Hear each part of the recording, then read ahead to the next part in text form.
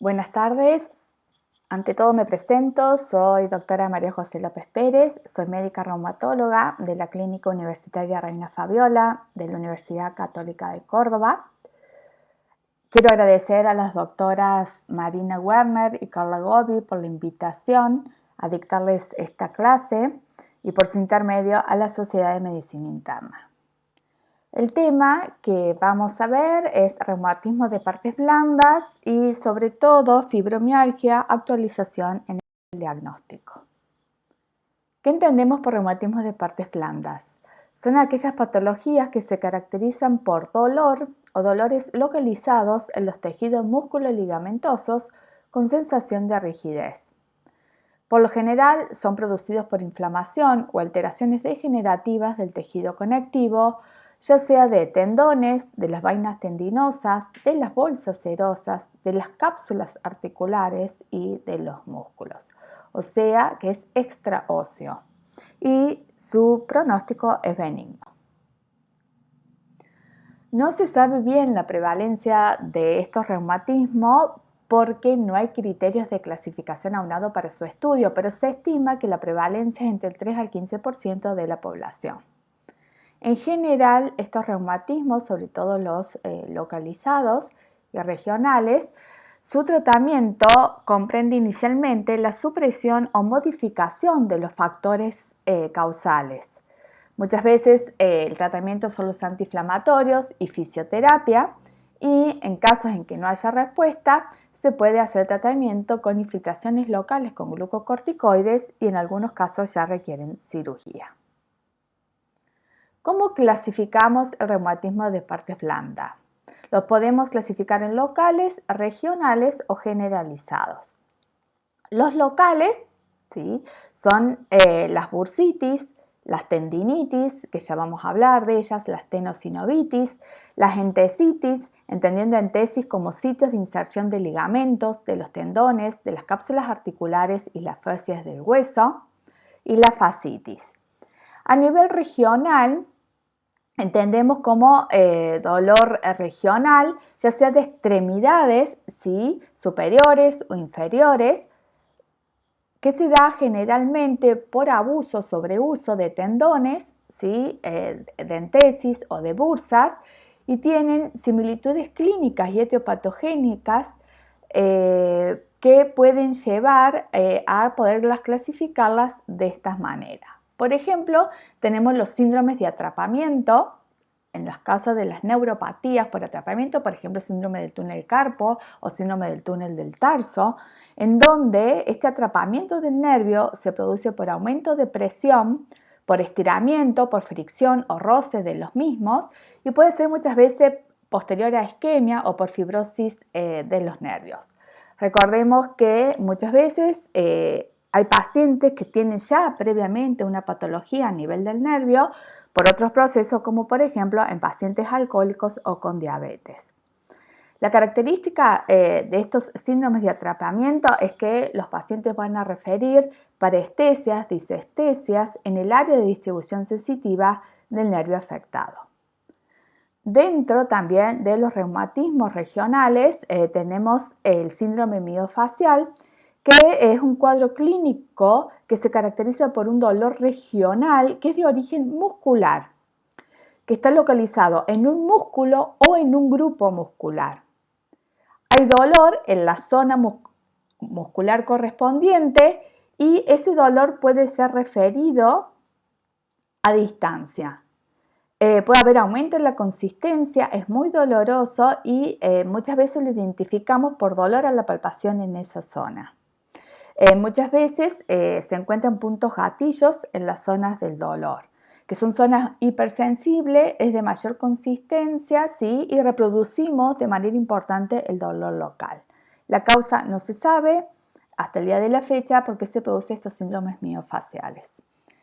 Y también dentro de los reumatismos regionales tenemos el síndrome doloroso regional complejo, ¿sí?, también llamado distrofia simpática refleja, que es un síndrome caracterizado por dolor, edema, alteraciones vasomotoras, hiperestesias cutáneas y también limitación en la movilidad, que muchas veces este síndrome se desencadena posterior a un traumatismo, aunque también se puede desencadenar posterior a cirugías o, por ejemplo, a infartos agudos de miocardio, y hay veces en que no hay ningún evento desencadenante.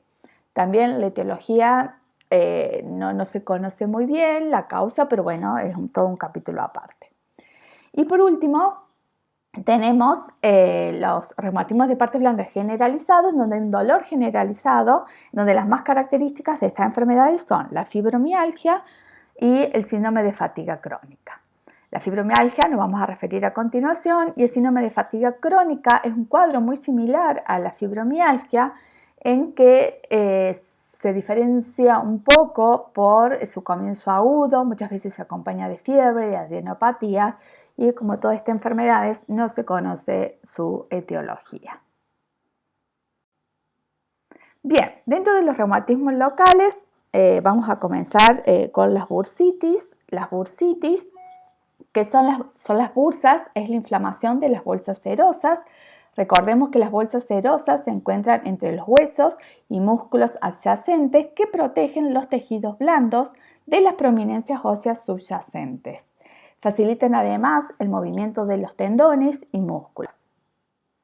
¿Cuáles son las causas de esta inflamación de las bursas? Generalmente son por microtraumatismos a repetición. También pueden producirse por crisis gotosa, por depósito de urato monosódico. Puede acompañar a poliartritis crónicas, y otra de las causas son las infecciones. Estas bursitis clínicamente las podemos identificar según su localización anatómica.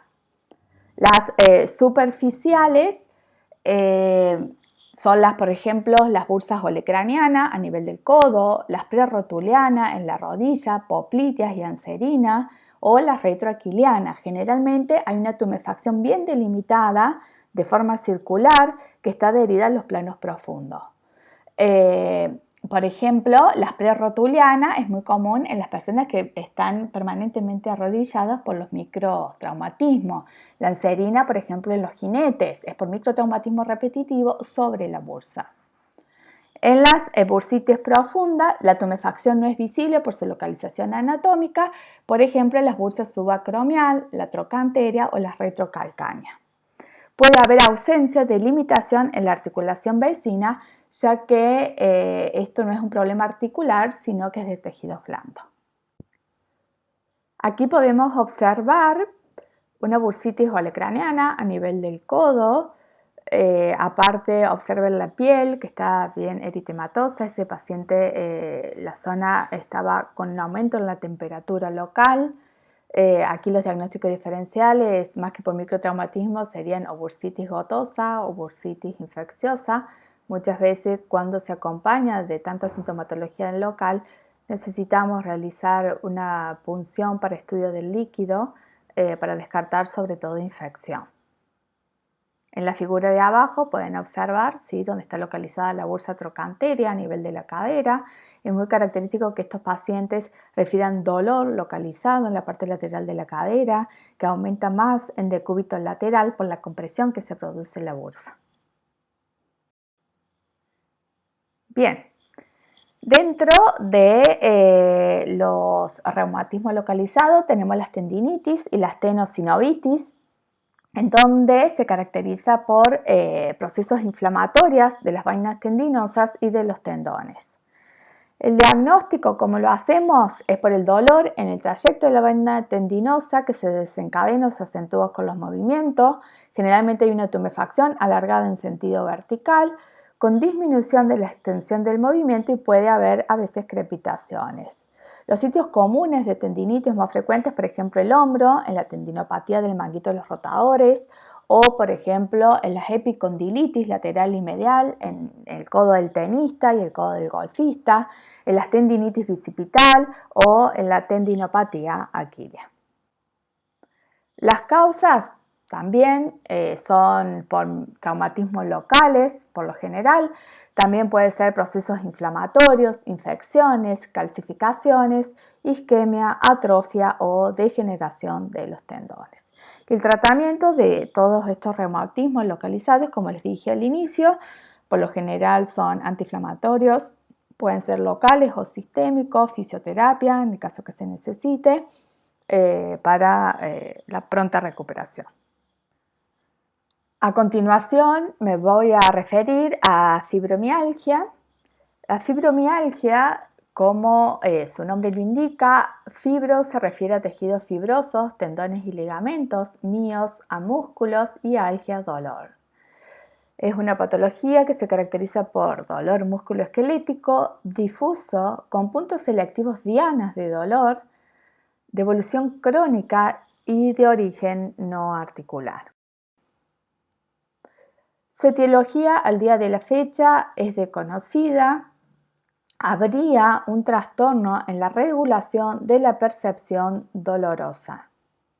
No puede ser explicado por trastornos degenerativos o inflamatorios de origen musculoesquelético y es la causa más común de dolor osteomuscular generalizado en mujeres de entre 20 a 55 años y es una de las enfermedades reumáticas que tiene mayor impacto en la calidad de vida de los pacientes. Con el correr de los años se le ha puesto diferentes nombres, ¿sí? Está descrito en 1843 como reumatismo tisular, también como fibrositis, luego como síndrome miofacial, reumatismo psicógeno o tensional o psiconeurosis, hasta que en 1990 el Colegio Americano de Reumatología crea los criterios de clasificación para fibromialgia y en 1992 la Organización Mundial de la Salud realiza el diagnóstico diferenciado y la clasifica dentro de los reumatismos de partes blandas. En relación a la epidemiología, la prevalencia sí depende mucho del lugar y de la población donde se realizan los estudios y también depende de los criterios de clasificación utilizados. Ya van a ver que a continuación de la charla, en todos estos años hubo diferentes criterios de clasificación para aunar estudios epidemiológicos. Entonces no tenemos una prevalencia mundial de fibromialgia, pero por ejemplo España tiene una prevalencia de 2,4%, pero lo han realizado con los criterios de clasificación de 1990. Estados Unidos entre un 2, un 3% en su prevalencia, pero todos estos trabajos tienen criterios de clasificación diferentes. Lo que sí se sabe es que hay una prevalencia femenina de la enfermedad en relación mujer-varón, 21 mujeres cada un hombre, se da entre los 30 y 50 años, pero puede ser a cualquier edad y también afecta a los niños. Su etiología es desconocida al día de la fecha. Se han implicado ciertas infecciones como desencadenantes de la enfermedad, infecciones por parvovirus, por Epstein-Barr, por virus de hepatitis C, pero no se conoce al día de la fecha. También traumatismos físicos, trastornos emocionales. Hasta el día de la fecha no hay un solo factor desencadenante en este proceso. Lo que sí, algunos pacientes refieren antecedentes de una situación como una enfermedad viral o un traumatismo o alteraciones de tipo emocional, pero no se ha podido establecer una relación causa-efecto. También se han implicado trastornos endocrinos como por ejemplo hipotiroidismo o hipertiroidismo asociadas a otras enfermedades autoinmunes, ya que hay pacientes que tienen otras enfermedades como artritis reumatoidea, lupus y que pueden tener asociada fibromialgia. Y sí habría una agregación familiar. En algunos trabajos se ha observado que hay una predisposición familiar a tener esta enfermedad, pero su etiología al día de la fecha es desconocida. Lo mismo que su fisiopatología es desconocida, por ahora son todas teorías. Lo que sí se sabe de que frente a una situación de estrés, ya sea traumática, psicológica o una enfermedad grave, produciría o sería el gatillo, ¿sí? Con una normalidad en el estado 4 del sueño, lo que disminuiría la síntesis de serotonina y de endorfinas, sumado a algunas alteraciones en el sistema nervioso central con disminución en la perfusión muscular que excitaría nociceptores periféricos, con alteración en la liberación de la sustancia P asociada a una predisposición genética. Estos pacientes tendría una disminución en el umbral del dolor y por eso la percepción del dolor generalizado, lo que conllevaría a esta enfermedad, la fibromialgia. Bueno, el síntoma principal de esta patología es el dolor. Este es muy característico en los pacientes, nos refieren me duele todo, es un dolor corporal. El dolor que refieren los pacientes es un dolor que se extiende a todo el organismo, es un dolor continuo que empeora por la mañana y a veces por la noche. Este dolor continuo, sobre todo a la mañana con rigidez matinal, nos obliga a hacer diagnósticos diferenciales con otras enfermedades articulares. La intensidad del dolor, los pacientes utilizan descriptores sensoriales, sensación de tirantez, de rigidez, también utilizan descriptores afectivos como que el dolor es deprimente, es agotador y muchas veces nos mencionan factores agravantes del dolor, por ejemplo situaciones de estrés. Aparte del dolor, otro síntoma muy característico es la fatiga. La astenia es una fatiga física con incapacidad para actividades de las vidas diarias y por supuesto la alteración del sueño. Son pacientes que no tienen un sueño reparador o les cuesta dormir o tienen varios despertares durante la noche, lo que esta alteración del sueño no reparador lleva a un cansancio crónico. Además, estos pacientes refieren disfunción cognitiva con problemas de concentración, olvidos, pensamientos desorganizados, lentos. Y aparte del dolor, los pacientes también tienen contractura musculoesquelética que generalmente, como les dije anteriormente, es más severa a la mañana, puede mejorar a medida que pase el día y hay una mayor sensibilidad o intolerancia a las luces brillantes, a ruidos fuertes, al frío, y esto lleva a un cansancio crónico y es todo como un círculo de sintomatología. Aparte del dolor, de la fatiga y de la alteración del sueño, estos pacientes en el momento del diagnóstico un 30 o un 50% presentan ansiedad o depresión. También presentan migrañas, cefaleas de tensión, disnea, palpitaciones, colon irritable, urgencia miccional, dismenorrea, dispareunia, o sea que el dolor es generalizado. ¿Cómo se realiza el diagnóstico de fibromialgia? En 1990, el Colegio Americano de la Reumatología crea los criterios de clasificación. Estos criterios fueron realizados con el objetivo de aunar signos y síntomas de los pacientes, sobre todo para estudios epidemiológicos y estudios de la patología. Estos criterios del Colegio Americano de Reumatología incluían que los pacientes tenían que tener un dolor generalizado que estuviese presente por lo menos durante al menos 3 meses, afectando el lado izquierdo y el lado derecho del cuerpo, por encima y por debajo de la cintura, además del esqueleto axial. Y tenía que tener dolor a la presión de al menos 11 de los 18 puntos denominados puntos gatillo o tender point.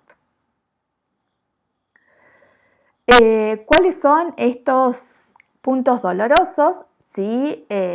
Son 9 de cada lado del cuerpo, en donde pueden observar son los puntos occipital, en la zona de inserción de los músculos suboccipitales, a nivel cervical, a nivel de los arcos intertransversos entre C5 y C7, luego otro punto en el medio borde superior de ambos trapecios, a nivel supraespinoso, a nivel de la espina de la escápula, cerca del borde medial. A nivel del tórax, el otro punto doloroso es la segunda unión costocondral. También a nivel del brazo, en el epicóndilo bilateral, en el cuadrante supraexterno del glúteo, en trocater mayor, y en la rodilla, en la cara interna, en la almohadilla adiposa medial o proximal. Entonces, de estos puntos, 11 tienen que estar positivos para cumplir los criterios de clasificación de fibromialgia. Estos criterios tienen un 85% de sensibilidad y especificidad para diferenciar pacientes con fibromialgia de aquellos con otras enfermedades reumáticas. Lo que tiene que estos criterios no tenían síntomas somáticos de la fibromialgia. En el 2010, el Colegio Americano de Reumatología crea los nuevos criterios diagnósticos de fibromialgia, en donde incluye un índice de dolor generalizado, en donde hay un número de regiones dolorosas del cuerpo en una lista bien definida de 19 áreas y un puntaje de escala de gravedad de los síntomas, en donde estipulan el grado de fatiga, el grado de vigilia no renovada y síntomas cognitivos y síntomas somáticos en general. Entonces, estos criterios diagnósticos del 2010 tienen que tener una puntuación con un índice de dolor generalizado más de 7 zonas y con una escala de gravedad de los síntomas más de 5 puntos o un índice de dolor generalizado entre 3 a 6 puntos y una escala de gravedad de los síntomas mayor a 9. Aparte, los síntomas tienen que estar presentes durante al menos 3 meses y no tiene que haber otro trastorno que explique los síntomas del paciente. Bueno, estas son las 19 áreas y esto es un cuestionario como que autoadministrado. Al paciente se le pregunta si ha tenido dolor, ya sea en la zona de la mandíbula, en ambos hombros, en la parte superior del brazo, en la parte inferior del brazo, en tórax, en abdomen, parte superior del muslo, parte inferior de la pierna, a nivel del dorso, en la región superior del dorso o la región inferior, a nivel lumbar. Entonces los pacientes van colocando un punto o se les suma un punto por cada área que los pacientes perciben el dolor. Y la escala de gravedad de los síntomas se refiere, se le hace el interrogatorio a los pacientes y los pacientes ponen una escala entre el 0 al 3 si han tenido fatiga, si han tenido un sueño no reparador, si han tenido manifestaciones cognitivas o si han tenido síntomas somáticos. El año pasado, en el 2019, se crearon unos nuevos criterios para fibromialgia, que son los criterios APT, en donde participa la FDA y la Sociedad Americana del Dolor. No están validados estos criterios, pero bueno, son los últimos, en donde para estos criterios tiene que haber un dolor multisitio definido, pero 6 o más sitios de dolor en un total de 9 sitios posibles. Además, estos pacientes tienen que tener problemas del sueño moderados a severos o fatiga y deben haber estado presentes durante al menos 3 meses. Estas son las áreas en que los pacientes tienen que referir si han presentado dolor a nivel craneal, a nivel de miembros superiores, tórax, abdomen o miembros inferiores. Bien, una vez que hacemos el diagnóstico de estos pacientes con algunos de estos criterios, ¿cuáles son los estudios complementarios que solicitamos para el diagnóstico? No existe al día de la fecha ningún análisis de laboratorio o estadios de imágenes que muestren alteraciones. Generalmente solicitamos estudios de laboratorios o estudios de imágenes para hacer el diagnóstico diferencial con otras patologías. Lo que se recomienda es pedir una rutina completa, sobre todo que ver citológico, eritrosedimentación, proteínas reactiva como para descartar inflamación. De acuerdo a la sintomatología que refiere a los pacientes, se puede solicitar anticuerpos antinucleares, factor reumatoideo, pero siempre de acuerdo a la clínica que tenga el paciente y para descartarlas, también estudios hormonales. Pero no hay ningún estudio de laboratorio que nos confirme la enfermedad. ¿Con qué tenemos que hacer diagnóstico diferencial con diferentes patologías? Principalmente con enfermedades autoinmunes, como por ejemplo la artritis reumatoidea, lupus eritematoso sistémico, artropatía psoriásica, espondilitis anquilosante, polimiositis, polimialgia reumática. También por este dolor generalizado, hacer el diagnóstico diferencial con enfermedades malignas como mieloma múltiple, metástasis óseas, enfermedades neuromusculares como la esclerosis múltiple, miastenia gravis, neuropatías, enfermedades musculares mitocondriales, alteraciones endocrinas como hiperparatiroidismo primario o secundario, hipotiroidismo, osteodistrofia renal, hipodrenalismo, osteomaláceas, etc. El impacto de esta enfermedad, bueno, hay impacto en la calidad de vida del paciente, sobre todo la repercusión en la capacidad física, la actividad intelectual, en el estado emocional de los pacientes, relaciones personales, en la carrera profesional y el nivel de salud mental. Hay un impacto familiar, esto conlleva discapacidad laboral en estos pacientes y hay altos costos sociosanitarios, sobre todo por el ausentismo laboral de los pacientes. ¿En qué consiste el tratamiento? No hay un tratamiento específico.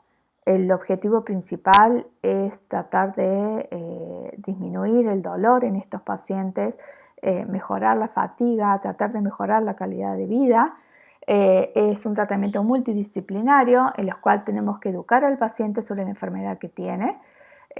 Nos tenemos que ayudar con la psicoterapia.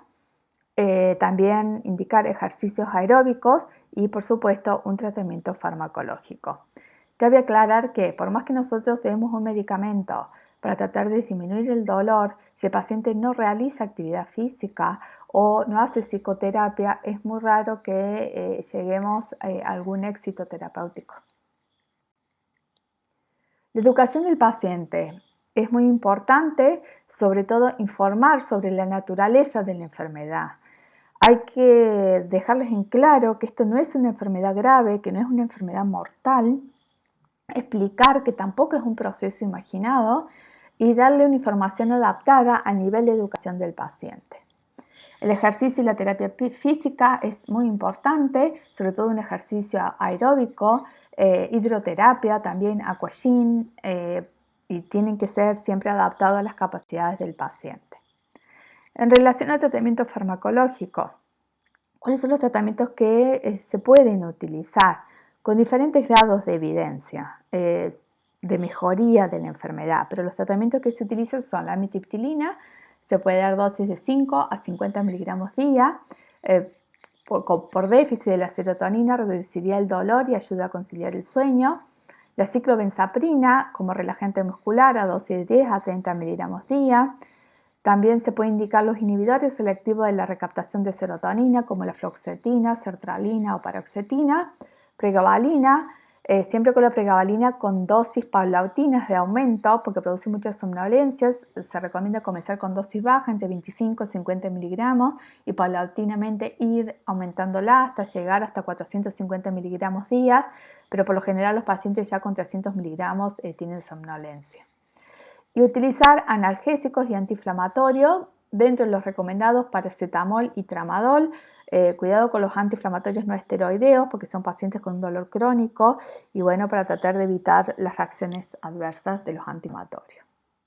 Por supuesto, un tratamiento psicológico, preparación psicológica del paciente, un manejo psicoterapéutico del dolor y el estrés y cuando sea necesario también tratamiento psiquiátrico. El grupo EULAR, el grupo de estudio europeo de enfermedades reumáticas, en el 2017 publicó las recomendaciones para el tratamiento de la fibromialgia y una síntesis de estas recomendaciones del grupo EULAR es que primero tenemos que realizar un diagnóstico firme de fibromialgia, siempre descartando otras patologías, educar al paciente, indicarles ejercicios físicos y terapia cognitiva y el tratamiento farmacológico siempre tiene que ser un tratamiento adicional e individualizado para cada paciente en particular. Por ejemplo, si un paciente tiene una depresión únicamente relacionada al dolor y ansiedad, terapia psicológica, por supuesto, pero si el paciente vemos que tiene una depresión mayor, considerar tratamiento farmacológico, derivarlo al psiquiatra, y si el paciente tiene dolor severo, indicar más duloxetina, pregabalina, tramadol asociado a neoparacetamol. Pero si el paciente tiene dolor, pero lo que predomina son problemas severos del sueño, dar, por ejemplo, bajas dosis de amitriptilina, ciclobenzapina o pregabalina. Como conclusiones, la fibromialgia es una enfermedad en la que aparentemente hay una alteración en la percepción del dolor.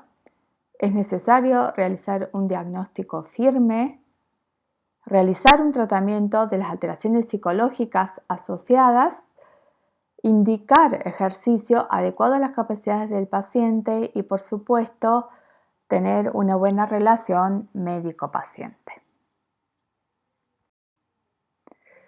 Bueno, muchas gracias por su atención.